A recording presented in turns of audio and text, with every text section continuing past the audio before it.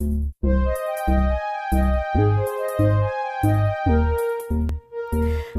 सुन रहे हैं सुनो साथिया। सोनम की तो समझ में ही नहीं आता था कि माँ ने क्या सोचकर इस सांड से उसकी शादी कर दी थी। सारा दिन घर में पड़ा खाता पीता रहता था और कुछ काम नहीं करता था। अपने पिता को याद करके आज भी उसकी पलकें भीग जाती थी। कितने भले इंसान थे वो, कितना प्यार करते थे।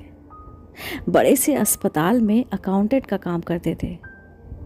एक बार सीढ़ियों से ऐसे फिसले कि कभी उठ ही ना पाए। यशोदा को पति की मृत्यु के बाद वही काम मिल गया। 13 साल की थी सोनम। जब पिता का साथ छूट गया, लगा सुरक्षा कवच ही छिन गया। बिना पुरुष के मोहल्ले में रहना दुर्वार हो चुका था। कोई भी पुरुष मुंह उठाए आ जाता था मदद करने के नाम पर। पिता ने एक पाई पाई जोड़कर मकान बनाया था। छोड़कर कहाँ जाते? पति की मृत्यु के बाद यशोदा यौवन की ओर कदम बढ़ाती पुत्री की सुरक्षा को लेकर बहुत ही घबरा गई थी। सस्ती जमीन के लालच में पति ने जिस मोहल्ले में मकान बनाया था वह शराबी और जुआरी और आवारा लोगों से भरा पड़ा था। कई बार सोचा मकान बेचकर कहीं और मकान ले लें, लेकिन इतने कम पैसों में दूसरा मकान मिलना बहुत ही मुश्किल था। किराए का लेगी तो आधे से ज्यादा तनख्वाह किराए में ही देनी पड़ जाएगी। सोनम की पढ़ाई की भी चिंता थी। उत्तम सेल्समैन था, अक्सर दवाइयां बेचने अस्पताल आया करता था। वह नीली शर्ट, काली पैंट और टाई वाई लगाकर बड़ा ही स्मार्ट लगता था। सबसे बड़ी ही शालीनता से बोलता था। चुटकुले सुनाकर सबको हंसाता था। यशोदा को औरों से अधिक तजब्बो भी देता था। 4 साल हो गए थे पति की मृत्यु के। बहुत अकेलेपन महसूस करने लगी थी वो। उत्तम उसके छोटे मोटे काम कर देता था और उसका ख्याल भी रखता था, उसकी तारीफ करता था। बस धीरे धीरे वह उसकी तरफ आकर्षक होने लगी। कभी कभी उसे घर ले जाती तो सोनम से भी बड़े ही अपनेपन से मिलता। उत्तम ने जब शादी की इच्छा प्रकट की तो वह मना नहीं कर पाई। उत्तम किराए के मकान में रहता था। उसका कोई नाते रिश्तेदार भी नहीं था, इसलिए शादी के बाद यशोदा के ही घर में आकर वह रहने लगा। 6 महीने ही उसका असली चेहरा सामने आ गया। वह अव्वल दर्जे का आलसी था। धीरे धीरे उसके काम पर जाना बंद कर दिया। यशोदा की तनख्वाह से ही वह आधी से ज़्यादा अधिक पीने और पिलाने में बर्बाद कर देता था। यशोदा चाहती थी सोनम अच्छे कॉलेज में पढ़े, जिससे उसको अच्छी नौकरी मिले। उसने सोनम का नामी कॉलेज में दाखिला करवा दिया था। भले ही उसकी फीस कुछ अधिक थी। उसको उत्तम पर बहुत ही गुस्सा आता था। जब वह पैसे छीन लेता था, उसने उत्तम को घर से निकालने की भी कोशिश की, लेकिन अब वह यशोदा को ही पीट देता था। सोनम ने ट्यूशन देना शुरू कर दिए। कुछ खर्चे अपने वह इस तरह से निकाल लेती थी। यशोदा को बस यह तसल्ली थी कि उत्तम सोनम को कुछ नहीं कहता था, ना ही उसके ट्यूशन के पैसे पर हाथ मारता था। उसके डर से मोहल्ले के आवारा लड़के भी सोनम के आसपास नहीं भटकते थे। सोनम के सनातन होने में 6 महीने शेष रह गए थे और उसे अब उत्तम की नजरों में फर्क लगने लगा था। उसे लगता था कि उत्तम की आंखें उसका पीछा कर रही हैं, उसकी देह को नाप तोल रही हैं। सबकी निगाहों से बचने के लिए वे ढीले ढाले सलवार कमीज और दुपट्टे पहनती थी। कॉलेज में सबने शुरू में बहुत मजाक बनाया, लेकिन उसने अपना पहनावा नहीं बदला। सबने उसे इस बारे में बोलना छोड़ दिया। उसे डर था कि कहीं फैशनेबल कपड़ों के कारण मोहल्ले के छिछोरे लड़के उसके साथ ऐसी वैसी हरकत ना करें। कॉलेज में सोनम की 2 सहेलियां बनी थी, रिया और दीपिका। दोनों उसकी यथासंभव आर्थिक मदद कर देती थी और उसके घर की परिस्थितियों को समझते हुए उसका बहुत ही ख्याल रखती थी। सोनम ने उन्हें अपने सौतेले पिता की करतूतों के बारे में भी बताना चाहा और यह भी कि वह अपनी माँ को उसके चुंगल से छुड़ाना चाहती है। दीपिका ने सोनम को पिछले महीने ही अपने मामा से मिलवाया था। उसका दूर एक छोटे से हिल स्टेशन पर पब्लिक स्कूल था। उसकी परेशानियों को समझते हुए उन्होंने सहायता का आश्वासन दिया। स्नातन की डिग्री प्राप्त कर वह उसे स्कूल में अध्यापिका के पद पर पढ़ाने के लिए तैयार हो जाएगा। वहाँ पढ़ाते हुए वह अपना बीएड की डिग्री हासिल कर सकती है। वहाँ स्कूल के कैंपस में वह सुरक्षित भी रहेगी और आगे बढ़कर अपना करियर भी बना लेगी।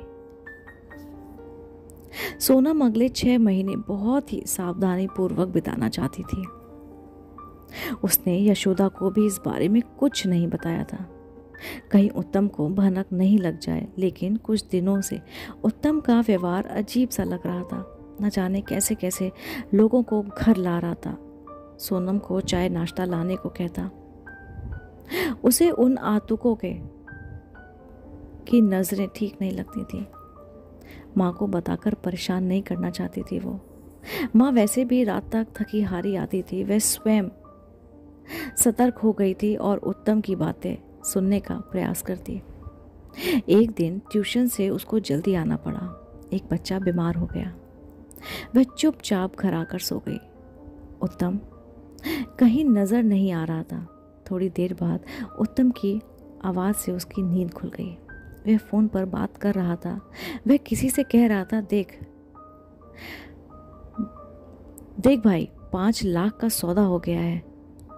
उसे ज़्यादा देना है तो बता दे, वरना बनवारी इसे 5वें दिन ले जाएगा। अबे साले, ऐसी गोरी चमड़ी और अनछुई लौंडिया तुझे कहाँ मिलेगी? पहले खुद मजे लूटेंगे, फिर धंधा करवाएंगे। मैं तो 1-2 साल और रुकूंगा, लेकिन उधारी इतनी चढ़ गई है कि साले पीछा ही नहीं छोड़ रहे हैं। एक बार में ही सब चुकता हो जाएगा, और ज़रूरत पड़ी तो ये मकान भी तो है। सोनम के प्राण सूख गए ये सुनकर, लेकिन उसने हिम्मत से काम लिया। उत्तम को बिल्कुल नहीं पता चलने दिया कि वह अंदर कमरे में है और उसने सब कुछ सुन लिया है। वह चुपचाप पिछले दरवाजे से बाहर निकल गई और रोज के समय से घर में प्रवेश किया। उसके 5-4 और कुछ दिन हैं और कुछ जल्दी सोचना होगा। माँ को बताएगी तो वह आवेश में आकर उत्तम से लड़ने पहुंच जाएगी और उत्तम सतर्क हो जाएगा। रात भर उलझन में रही, कैसे अपने आप को बचाए। अब तो एक ही उपाय समझ आ रहा है, दीपिका के मामा जी से बात करके आजकल में ही उसके स्कूल के कैंपस में माँ के साथ रहने चली जाए। सोनम अगले दिन जल्दी से तैयार होकर कॉलेज के लिए निकल गई। उसका दिल जोर जोर से धड़क रहा था कि कहीं दीपिका के मामा जी ने 6 महीने पहले उसे कैंपस में जगह देने से मना कर दिया तो वह कहाँ जाएगी। इन विचारों से उसके दिमाग में इतना खौफ पैदा हो गया था कि वह लगभग भागती हुई अपनी कक्षा की ओर जा रही थी। भागते भागते वह इतनी जोर से एक इंसानी दीवार से टकराई कि उसका सिर घूम गया। चक्कर के कारण उसकी आंखें बंद हो रही थी कि तभी दोनों हाथों ने उसे थाम लिया। जब कुछ पल बाद संभल कर उसने अपनी आंखें खोली तो सामने खड़ा था कॉलेज का सबसे घमंडी और बिगड़ैल लड़का, पुरुषोत्तम वर्मा उर्फ पुरु। कॉलेज में कोई ऐसा बंदा या बंदी नहीं था जो पुरु को ना जानता हो। कॉलेज का ट्रस्टी पुरु के पिताजी थे, इसलिए प्रधानाचार्य से लेकर चपरासी तक उसके आगे पीछे घूमते थे। छात्र छात्राएं उसे घेरे रहते थे क्योंकि उसके पास पैसा था और रुतबा। वह सब उसका लाभ उठाना चाहते थे। उसके 2 ही शौक थे, एक बास्केटबॉल खेलना और दूसरी महंगी महंगी बाइक और गाड़ियों को कॉलेज में लाना। सोनम ने उसके बारे में बहुत कुछ सुन रखा था। एक तो वह कॉलेज की बास्केटबॉल टीम का कप्तान भी था और उसके कारण टीम ने कई मैच जीते थे। दूसरा, जो उसकी सहेलियां थी रिया और दीपिका, दोनों उसके नाम को लेकर आहें भरती रहती थी। लेकिन 2.5 साल में सोनम का उससे कभी आमना सामना हुआ ही नहीं। वह स्नातकोत्तर का छात्र था और उसका यह अंतिम वर्ष था। सॉरी कहते हुए सोनम जल्दी से आगे बढ़ने लगी। उसे लेक्चर शुरू होने से पहले दीपिका से बात करनी थी। उसके हाथ में पेन था जो गिर गया था। उसने उसे उठाने की चेष्टा भी नहीं की, लेकिन पुरु ने पेन उठाते हुए उसे आवाज़ दी, तुम्हारा पेन गिर गया है। और कोई होता तो वह नज़रअंदाज करके निकल जाती, लेकिन पुरु के साथ ऐसा करना मतलब एक और मुसीबत मोल लेना था। उसने घबरा कर पीछे देखा तो पुरु हाथ में पेन लिए खड़ा था। कुछ पल के लिए दोनों की आंखें टकराई। पुरु ने पूछा, तुम्हारा नाम क्या है? सोनम, कहते हुए वह लगभग भागती हुई अपनी कक्षा की ओर बढ़ी। पुरु को 2 बातें अजीब लगी। आज तक किसी लड़की ने उसे नज़रअंदाज नहीं किया और उस लड़की की आंखों में उसने ऐसा खौफ देखा जो उन्होंने पहले कभी नहीं और किसी की आंखों में नहीं देखा था। उसको वह लड़की पहली सी लगी और बहुत ही अजीब सी। उसने पहले कभी नहीं देखा था कि कोई लड़की इतना डर सकती है और कोई लड़की उसको नज़रअंदाज कर सकती है। वो बहुत ही आश्चर्यचकित हुआ। सोनम ने कक्षा में पहुंचते ही दीपिका को ढूंढा, लेकिन वह दिखी नहीं। रिया ने बताया दीपिका के मामा जी को हार्ट अटैक आया है और वह अपने परिवार के साथ उनके पास गई है। उसने 1 हफ्ते की छुट्टी ली है। अब ऐसे में उससे मदद की उम्मीद कैसे कर सकती है? अब सोनम को लगा यह द्वार उसके लिए बंद हो गया। ऐसे में अपनी सुरक्षा के लिए वह किधर जाए, उसकी समझ नहीं आ रहा था। अब तो बस एक ही उपाय था। रात को माँ से बात करके अगले दिन अपने काम का बहाना बनाकर निकले और कहीं जाकर छुप जाए। बड़े ही अनमने मन से वह घर पहुंची और बिना कुछ खाए पिए अपने कमरे में जाकर लेट गई। पता नहीं कितनी देर वह लेटी रही कि अचानक बाहर से बहुत चीखने चिल्लाने की आवाज़ आई। वह बाहर भागी तो देखा उत्तम गिड़गिड़ा रहा था, मुझे छोड़ दो, रहम करो, मैं तुम्हारी पाई लौटा दूंगा। 3 गुंडे उत्तम पर लात घुसे बरसा रहे थे और वह कररहा रहा था। वैसे तो सोनम को उत्तम से नफरत होने लगी थी, लेकिन वह किसी को पिटता नहीं देख सकती थी। उसने आगे बढ़कर एक गुंडे का हाथ पकड़ लिया और चिल्लाने लगी, छोड़ दो उन्हें, ये क्या कर रहे हो तुम? अब तीनों का ध्यान सोनम की तरफ था और उत्तम पागलों की तरह चिल्ला रहा था, तू अंदर जा, तू अंदर जा।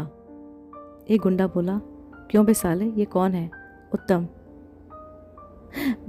माई बाप, इसको हाथ नहीं लगाना, बेटी है मेरी।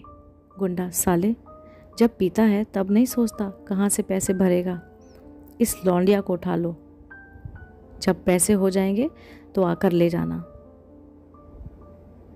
उत्तम के पेट में एक लात मारी और सोनम को उसकी आंखों के सामने से उठा कर ले गए।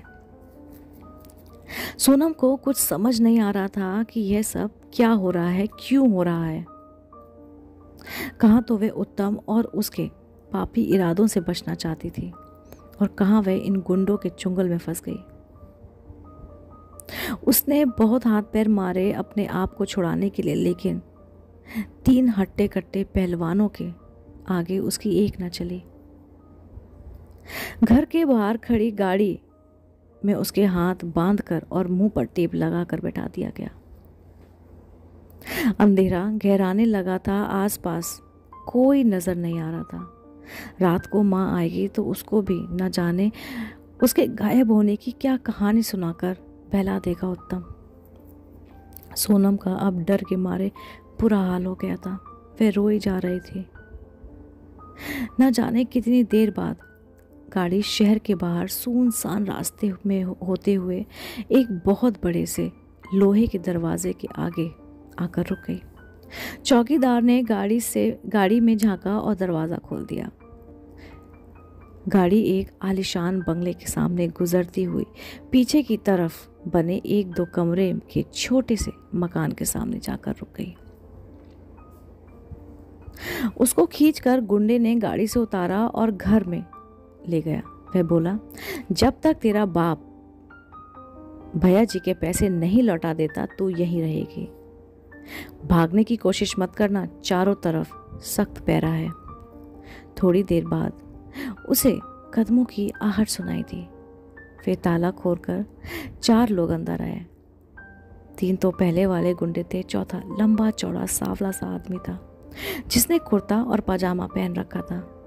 वह बहुत गुस्से में था। एक गुंडे के सिर पर चंपत मारते हुए बोला, गधे, कितनी बार कहा है इन पचड़ों में औरतों और बच्चों को मत घसीटा कर। फिर वह सोनम की ओर देखते हुए बोला, तुम आराम करो, कल तुम्हारे सकुशल पहचानने और पहुंचाने का इंतज़ाम करवा दिया जाएगा। इतने में एक और बंदा भागते हुए कमरे में आया और हांफते हुए बोला, क्या बात है, यहाँ क्या हो रहा है? कुर्ताधारी उसे धकेलते हुए बोला, कुछ नहीं बचुआ, तुम बाहर चलो, तुम इन लफड़ों से दूर ही रहो। और वो गुस्से में बोला, जब तुम इस सब के लफड़ा मारते हो ना तो खुद को दूर क्यों नहीं रखते? ये गलत काम है। इस तरह के काम से बापू कोताधारी की कोशिश के बावजूद आग दुख के अंदर झांक ही लिया और सोनम को देखते ही बोला, तुम? सोनम भी उसे देखकर बहुत चक सी रह गई और मन ही मन सोचने लगी, पुरु यहाँ क्या कर रहा है? कुर्ताधारी ने आश्चर्य से पूछा, तुम दोनों एक दूसरे को जानते हो? पुरु, नहीं, जानते नहीं हैं, एक बार कॉलेज में देखा था, लेकिन ये सब क्या है? ये यहाँ क्या कर रही है? कुर्ताधारी अपने आदमियों की तरफ देखते हुए बोला, इन सालों की बेवकूफ़ी है, कल इसे सही सलामत इसके घर पहुंचा देना। पुरु अभी भी गुस्से में था।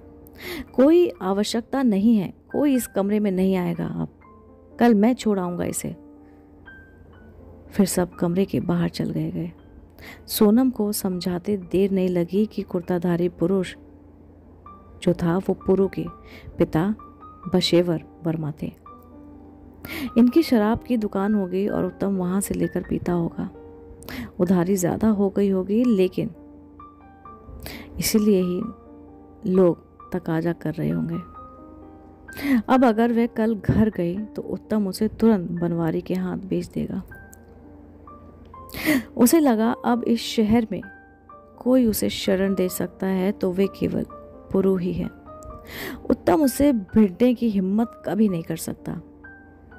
उसे पुरु से इस बारे में बात करनी होगी, लेकिन पुरु सहायता करेगा कैसे? 24 घंटे अपने गुंडों के पीछे रहता है। गुंडे तो उसे छोड़ेगा ही नहीं उसकी निगरानी करने के लिए। समझ नहीं आ रहा था कि मदद मांगे तो किस तरह से मांगे। उधर पुरु भी सोच में डूबा हुआ था कि कैसा बाप होगा जो सोनम जैसी लड़की को इतनी मुसीबत में डाल दिया है। उसने बेटी की चिंता नहीं होगी छुड़ाने की। उसने कमरे की खिड़की से बाहर झांका तो थोड़ी दूर पर ही वह कमरा था जहां सोनम को रखा गया था। उस कमरे की बत्ती जली हुई थी और सोनम परेशान सी कमरे में टहल रही थी। पुरुष को समझ नहीं आ रहा था कि जब अगले दिन उसे सकुशल घर पहुंचाने की बात हो गई है तो वे इतनी क्यों परेशान है। सोनम पलटती तो उसकी निगाहें बाहर पुरु की खिड़की की तरफ गईं। वहां पुरु को खड़ा देख उसे सिर नीचा किया और कुछ पल बाद ही उसके कमरे की रोशनी बंद हो गई। सोनम की चिंता के कारण रात भर नींद नहीं आई। उसे लग रहा था उसके शरीर बेजान हो गया है। सुबह हो गई थी। अब एक एक पल सालों जैसा लग रहा था। इस दौरान कोई नाश्ता रख के गया था, लेकिन वह इतनी सहमी हुई थी कि उसने नाश्ते की तरफ देखा तक नहीं। आगे क्या होगा यही सोच सोच कर उसका दिमाग पागल हुए जा रहा था। वह पसीना पसीना हो रही थी और जब पुरु दरवाज़ा खोलकर अंदर आया तो वह बुरी तरह से हाँफ रही थी। वह इस तरह डरी हुई थी मानो कोई चिड़िया किसी जानवर के पंजे में जकड़ी हुई हो। पुरु को उसकी हालत पर बहुत ही अचंभा हुआ और बोला, इतनी परेशानी? इसमें परेशानी की क्या बात है? बोला तो है घर छोड़ दूंगा। पुरु की आवाज़ सुनकर वह ऐसे चौंकी जैसे किसी और ही दुनिया में थी। एकदम से हड़बड़ा कर बोली, पुरु मुझसे शादी कर लो। पुरु को लगा उसने शायद गलत सुना, वह क्या कह रही है, लेकिन वह बिना रुके बोलती जा रही थी। पुरु इधर आप मुझे घर छोड़कर आएंगी, उधर मेरे सौतेले बाप मुझे बेच देगा अपना कर्ज चुकाने के लिए। आप बस मुझे 6 महीने के लिए अपने घर में शरण दे दो। मैं पढ़ाई पूरी करके कोई नौकरी ढूंढ लूँगी। नौकरी नहीं मिली तो रहने का कुछ ना कुछ इंतज़ाम कर लूँगी। इसके बाद आपको कभी नज़र नहीं आऊँगी, ना ही परेशान करूँगी। आप चाहे तो किसी वकील से इसका इकरारनामा भी बनवा लें, जिस पर मैं दस्तखत कर दूँगी कि मेरा आप पर या आपकी किसी भी वस्तु पर कोई अधिकार नहीं है। प्लीज़ प्लीज़ मुझे उस नर्क की ज़िंदगी से बचा लीजिए। एक बार उस गंदगी में फंस गई तो कभी नहीं निकल पाऊंगी। मैं ज़िंदगी भर आपकी आभारी रहूंगी। सोनम के स्वर में याचना थी, आंखों में भय था। उसे वह समय याद आया जब डॉक्टर ने माँ को कैंसर से पीड़ित बताया था। वह और बापू सकते में आ गए थे, लेकिन माँ की घबराहट उनके चेहरे पर झलक रही थी। डॉक्टर ने कह दिया था कि उनके पास अधिक समय नहीं है। बापू और उसका उतरा हुआ चेहरा देखकर कितना दुखी हुई थी वे। जैसे जैसे देह कमज़ोर होने लगा, उनकी आंखें और उनकी आंखों में बेबसी का खौफ साफ साफ नजर आने लगा। वे अपनी खुशहाल जीवन और उन दोनों को छोड़कर नहीं जाना चाहती थी। एक दिन बापू उनका हाथ पकड़कर बहुत रोई थी। वह भी फूट फूट कर रोने लगे थे। उस दिन नियति के आगे अपने आप को बहुत ही लाचार पाया था। इसके बाद 10-15 दिन जिंदा रही होंगी माँ। बस वह और बापू माँ के पास ही रहते थे, लेकिन चाहकर भी कुछ नहीं कर सकते थे उनको बचाने के लिए। उन दोनों की आंखों के सामने माँ धीरे धीरे मौत के मुंह में समा गई और वे लाचार खड़े देखते रह गए।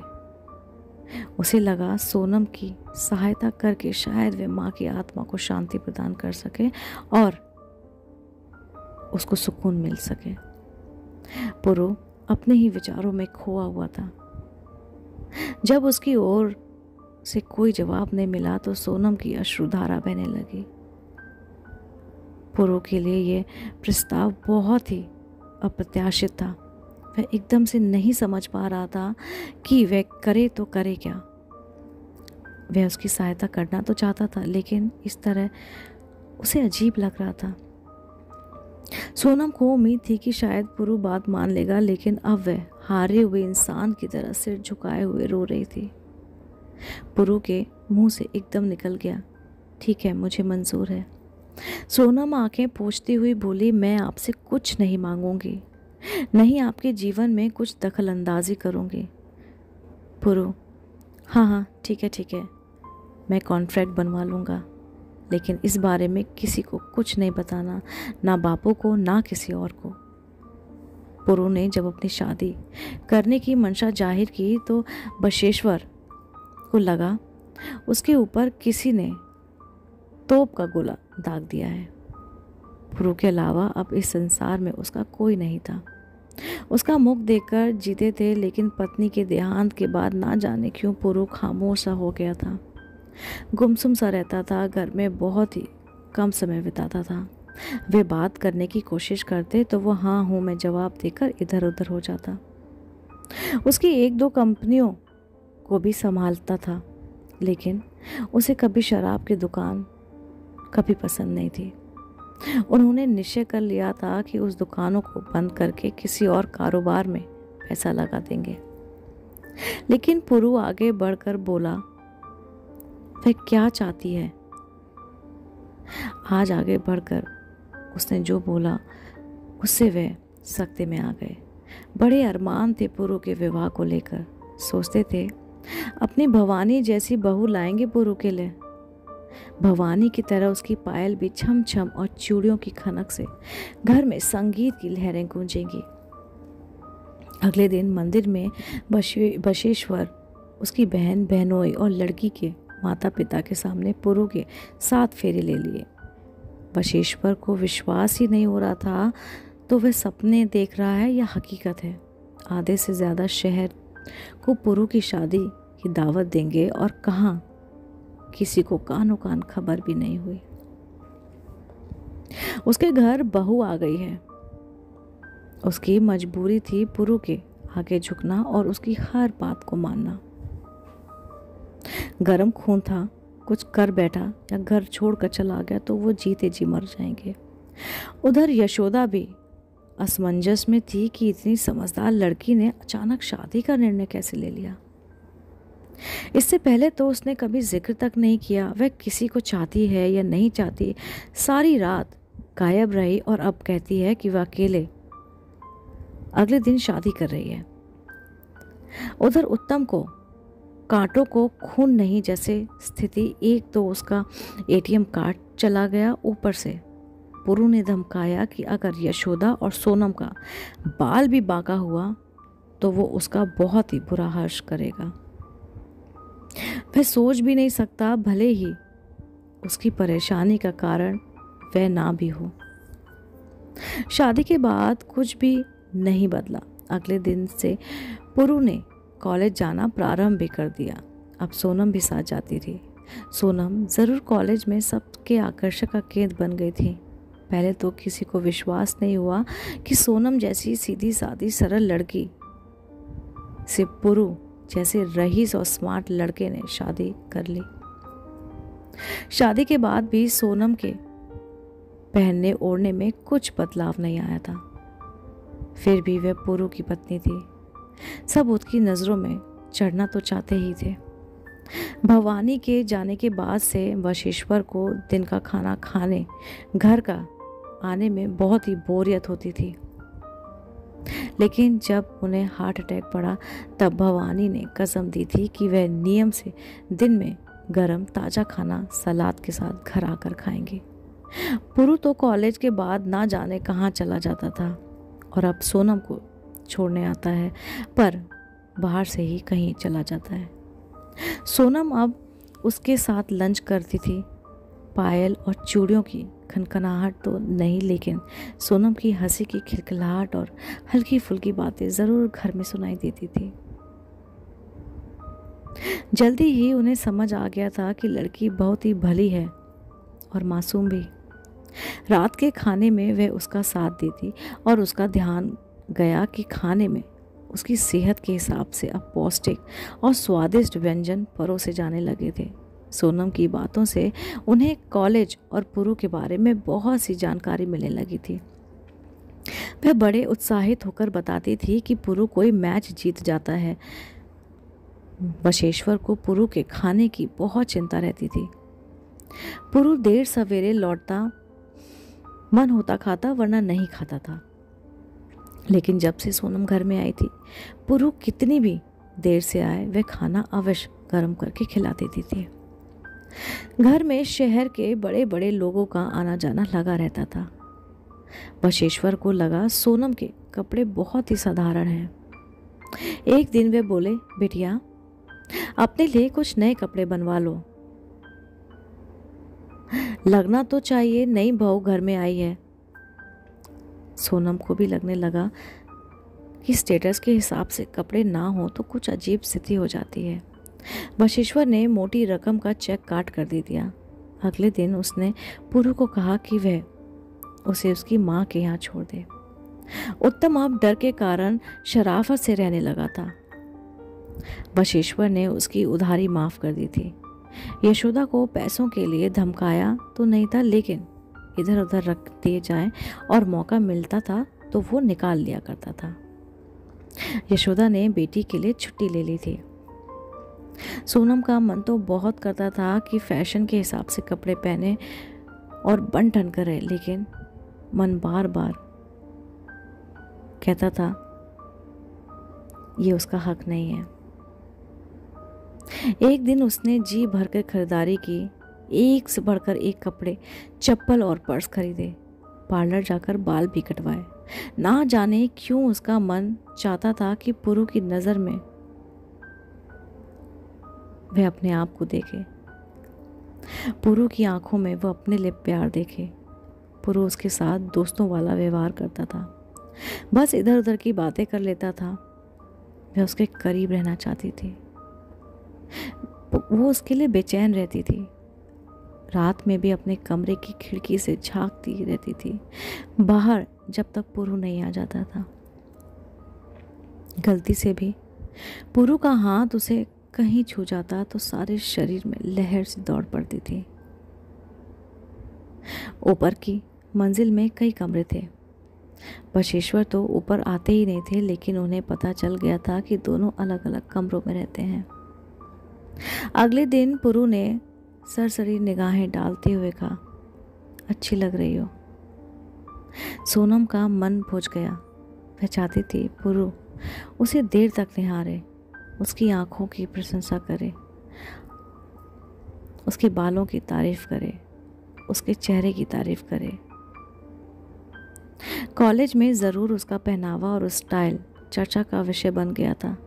एक दिन अचानक पुरु ने ऐलान कर दिया कि वे पहाड़ों पर अपने दोस्तों के साथ ट्रेनिंग के लिए जा रही है। सोनम को चिंता हुई कि 3-4 दिन बिना पुरु के कैसे रहेगी। अब उसे एहसास होने लग गया कि पुरु से मोहब्बत करने लगी है। तभी तो 3 दिन तक अलगाव उसे बेचैन कर रहा था। पुरु ने इस बातों से बेखबर है और वह उनको पागलों की तरह चाहने लगी है। जब इकरारनामे की अवधि पूर्ण होगी और उसे पुरु से अलग होना पड़ेगा, तब वह कैसे जीवित रहेगी, यह सोचकर उसका दिल बैठा जाता था। पुरु ने उसको बताया वह पहले भी कई बार ट्रेनिंग पर गया है और प्रकृति को इतने करीब से देखने का मजा भी कुछ और ही है। सोनम का कुछ करने का मन नहीं कर रहा था। 3-4 दिन कैसे बीतेंगे। पुरु को फ़ोन किया तो पहली बार तो उसने बताया कि वे लोग खाना खाने के लिए कहीं रुकने वाले हैं। 2-2.5 घंटे बाद मिलाया तो वह झुंझला कर बोला, यार तुझे क्या हो गया है, असली बीवी की तरह क्यों बिहेव कर रही है। पढ़ाई में भी मन नहीं लग रहा था, बेचैनी से हो रही थी। उसने निश्चय किया कि पुरु के बारे में और नहीं सोचेगी और टीवी ही देख लेना चाहिए, लेकिन समाचार लगाते ही उसके होश उड़ गए। पुरु जिस तरफ गया था वहाँ बहुत बारिश हो गई थी, जिसके कारण लैंडस्लाइड हो गई थी। फिसलकर वहाँ पे बहुत बड़ा हादसा हो गया था। वह इतना डर गई थी कि उसने तुरंत पुरु को मोबाइल पर फ़ोन किया। उसका फ़ोन कार्य क्षेत्र में ना होने की सूचना दे रहा था। उसने बशेश्वर को फ़ोन मिलाकर बताया तो सुनकर बोले, परेशान मत हो बेटिया, हम अभी पता करते हैं। बशेश्वर ने कहा, कहाँ फ़ोन नहीं किया पुरु की स्थिति जानने के लिए। 1-1.5 घंटे हो गए हैं। अब तो वो ऐसे पस्त हो गए थे, लगता था जैसे शरीर में जान ही नहीं बची हो। बड़ी मुश्किल से कैंप के प्रबंधन से बात हुई। सिग्नल इतने कमज़ोर थे कि बस इतना ही समझ आया कि आगे के रास्ते बंद हैं और बच्चे वापस लौट रहे हैं। बशेश्वर घर आ गए थे और जब वे पुरु आ नहीं गया, बशेश्वर और सोनम बेचैन हाल में चहलकदमी कर रहे थे। आज सोनम ने अपनी आंखों से देखा पिता के हृदय में कितना कूट कूट कर प्रेम भरा था। जैसे ही पुरु आया, सोनम दौड़कर उसके पास गई, उसके कंधे पकड़कर, फिर उसका चेहरा अपने हाथों में लेकर उससे पूछ रही थी, आप ठीक है ना, कहीं लगी तो नहीं आपको, आपके सब दोस्त सही सलामत है ना। वह धीरे से बुदबुदाता हुआ बोला, हाँ मैं ठीक हूँ। फिर पिता की ओर एक बार देखा और अपने कमरे में चला गया। सोनम हल्की हकी बकी रह गई। पुरु एक बार तो पिता के गले लग जाता। चिंता के मारे 20 साल की उम्र पड़ गई थी बेचारों की। आधा अधूरा खाना ही खाया था उन्होंने। तब से परेशान बार बार दरवाजे के पास जाकर खड़े हो जाते थे। एक बूढ़े पिता पर जिनका एक पुत्र के अलावा इस दुनिया में कोई नहीं था। जब उस पुत्र की जान खतरे में हो तो क्या बीतती होगी एक पुरुष पे। ऐसा नहीं था कि पुरु को पिता का फिक्र नहीं थी, उसे प्रेम नहीं था। वह बस माँ के जाने के बाद बर्फ की चादर ऐसी बिछ गई दोनों के बीच। अपना प्रेम कैसे इजहार करे यही भूल गए थे दोनों। सोनम को लगा नियति ने उसे ये स्वयं की सुरक्षा के लिए नहीं भेजा, बल्कि दोनों बाप बेटे के बीच की दूरियों को दूर करने का इरादा था।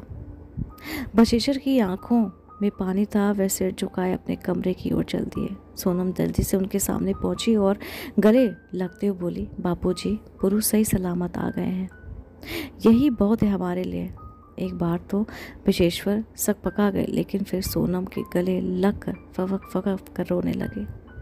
एक बार बापू कहकर गले लग जाता, सारा संतान और सारा संताप मिट जाता। फिर संभलते हुए कहा, पूछ लियो बिटिया, कुछ खाया होगा उसने या नहीं। सोनम कमरे में आई तो देखा पुरु कपड़े बदल कर लेटने की तैयारी कर रहा था। बहुत परेशान और खोया खोया सा लग रहा था। सोनम, कुछ खाने को लाऊं? पुरु, नहीं, भूख नहीं है, रास्ते में थोड़ा बहुत खा लिया था।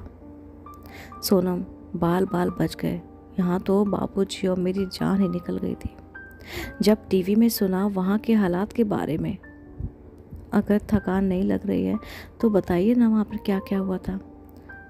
पुरु ने अब तक सोनम की आंखों में कृतज्ञता का भाव देखा था, लेकिन जिस तरह वह चिंतित थी और भागकर उसके पास आई थी, उसे कुछ अपनेपन का एहसास हो रहा था। वैसे भी कई बार लगा जब सोनम को लगता वह नहीं देख रहा है तो वह उसे एकटक निहारती थी। सोनम के कहने पर उसने अपना वहाँ का अनुभव बताना शुरू किया तो वह अंदर से कांप गया। कितने विशाल और भयानक लग रहे थे वे पहाड़, और मनुष्य कितने बौने और असहाय। पुरु को लग रहा था वहाँ का वर्णन करते हुए वह वापस उन लम्हों को जी रहा है। अगर नहीं बताता तो अंतर मन में दबी उस डरावनी स्मृतियों में दबकर मर जाता। सोनम पुरुष की बातें सुनते सुनते कब पलंग पर अपने बगल में उसका हाथ पकड़कर बैठ गई। दोनों को ही इसका एहसास नहीं हुआ। सोनम को सब बताकर पुरु को बहुत हल्का महसूस हो रहा था, और सोनम से बात करते करते वह उसके सीने पर सिर रखकर नींद की आगोश में समा गया। प्रकृति का इतना कठोर रूप देखकर स्त्री की कोमलता ने उसे सुकून से भर दिया। सोनम रात भर पुरु को बाहों में थामे लेटी रही। उसकी नींद में कोई बाधा नहीं आने दी। वह इन पलों को, पुरु की यादों को अपने मन और मस्तिष्क में भर लेना चाहती थी। आखिर आगे की जिंदगी पुरु के बिना ही जीनी है। पुरु उठा तो उसे लगा बरसों बाद ऐसी गहरी नींद में सोया है। पहले दिन की थकान और बारिश में भीगने का परिणाम स्वरूप पुरु को बुखार हो गया। सोनम उसके पास बैठी उसे फल छील कर खिला रही थी। मौका देखकर बोली, कल बापूजी की चिंता के कारण बहुत बुरी हालत हो गई थी। मैं डर गई थी कहीं उनकी तबीयत ना खराब हो जाए। वे आपसे बहुत प्यार करते हैं और एक आप है, उनके पास भी नहीं जाते, उनसे बात भी नहीं करते। माँ के जाने के बाद तो आपको उनका और भी ख्याल रखना चाहिए था ना, उनको और अधिक प्यार करना चाहिए। आखिर आपके अलावा उनका है ही कौन? वे कितना अकेलापन महसूस करते हैं, आप कल्पना भी नहीं कर सकते। पुरु, माँ के जाने के बाद मैं किसी के भी इतना करीब नहीं आना चाहता। उनके जाने के बाद मुझे दोबारा वह दुख सहना पड़े सोनम, यही तो गलती कर रहे हैं आप। उनके जाने के बाद आप अधिक दुखी होंगे कि जीते जी आपने अपने आप को उनसे दूर रखा, उनके स्नेह से वंचित रखा। अब इतनी देर हो गई होगी कि आप चाहकर भी कुछ नहीं कर सकते। एक और ग्लानि आपका जीना दुश्वार कर देगी। आपने उन्हें बिल्कुल अकेला छोड़ दिया। माँ की मजबूरी थी, वह चली गई, लेकिन आप तो उनके पास होते हुए भी दूर हैं। माँ की आत्मा को कष्ट होता होगा। आप दोनों इस तरह अलग अलग जीते देखकर उनको बहुत दुख होता होगा। मतलब वे आप दोनों के बीच सेतु थी, अब वे नहीं हैं तो आप दोनों के बीच कोई रिश्ता नहीं। बोलते बोलते सोनम की आंखों में आंसू आ गए। पुरु की आंखें गीली हो गई। वह बोला, मैंने इस तरह कभी सोचा ही नहीं। मैं केवल अपने आप को बचाता रहा। अब तो मेरी यही समझ में नहीं आता कि मैं उनसे क्या बात करूं और कैसे करूं। सोनम ने बोला, पुरु, वे आपके पिता हैं, उनके पास बैठना शुरू करो, खामोशी ही बातें बन जाएंगी। निचली मंजिल पर वशेश्वर परेशान से घूम रहे थे। सोनम को देखते ही बोले, कैसा है पुरु? सोनम, ठीक है, ठंड लग गई है, 1-2 दिन आराम करेंगे, ठीक हो जाएंगे। आप ऊपर चलो, पुरु को देख लेना ना, थोड़ी देर पास बैठ लेना, उन्हें भी अच्छा लगेगा। वशेश्वर, पता नहीं बिटिया, उसे मेरे कमरे में आना शायद अच्छा ना लगे। सोनम हाथ पकड़कर खींचते हुए वशेश्वर को ऊपर ले गई और बोली, लगने दो, आप पिता हो पुरु के, आपका हक बनता है अपने पुत्र की सेहत के बारे में जानना। वशेश्वर कमरे में आए तो पुरु बैठ गया। वे सिर पर हाथ रखते हुए बोले, कैसा है बचुआ? पुरु, अब ठीक हो? वह चलते हुए तो पुरु बोला, थोड़ी देर और बैठो ना बापू। बसवेश्वर वहीं पड़ी कुर्सी पर बैठ गए। पुरु, सोनम बता रही थी आप कल बहुत परेशान थे मेरे कारण। आप इतनी चिंता करोगे तो आपकी सेहत खराब हो जाएगी। बशेश्वर ने एकदम से भाव विभोर होकर पुरु को सीने से लगा लिया। बचुआ, जान बसती है तुम में हमारी, सुबह शाम तुम्हें देख लेते हैं, बस आंखों को ठंडक मिल जाती है। कितने ही पल दोनों बाप बेटे गले लगे रहे। फिर विशेषर थोड़ी देर बैठकर इधर उधर की बातें करने रहे। उठते हुए बोले, खाना खाने नीचे आओगे या यहीं भिजवा दें? पुरु, नहीं बापू, अब मैं रोज खाना साथ ही खाएंगे। विशेषर कमरे के बाहर आए और सोनम वहीं पे खड़ी मुस्कुरा रही थी। उसके सर पर हाथ रखते हुए बोले, कमरे में आ, तुझे कुछ देना है। जब सोनम कमरे में आई तो एक सोने का हार देते हुए बोले, ये तेरी सासू माँ का है, आज तुझे देता हूँ। अगर आपको ये कहानी पसंद आई हो तो मेरे चैनल सुनो साथिया को सब्सक्राइब ज़रूर करें, ताकि मेरे द्वारा अपलोड की गई हुई कहानी आपको सबसे पहले देखने को मिले। मिलती हूँ मैं जल्दी, तब तक के लिए नमस्कार।